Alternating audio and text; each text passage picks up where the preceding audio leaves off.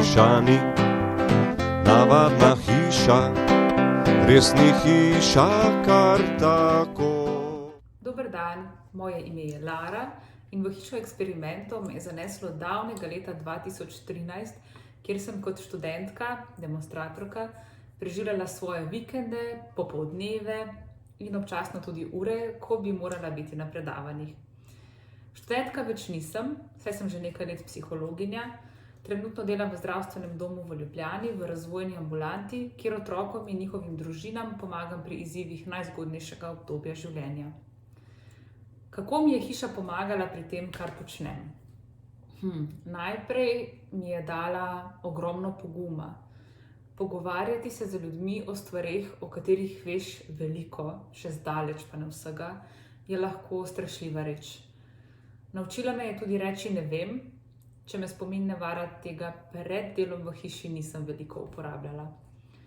Po glavi se mi vrtijo še mnogi prizori dogodivščin in neznanstvevala, kjer me je hiša naučila improvizacije, prilagajanja sogovorniku, navduševanja drugih in sebe za znanost, hitrega in učinkovitega reševanja problemov na mestu in vedenja, da je lahko en samcat pojav predmet eno ali večurne debate, če so vsi udeleženci vsaj približno enako navdušeni.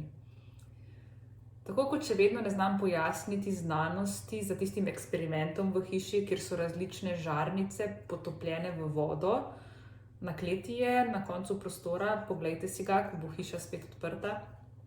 Tako tudi ne znam zares odgovoriti, kaj vse mi je hiša dala.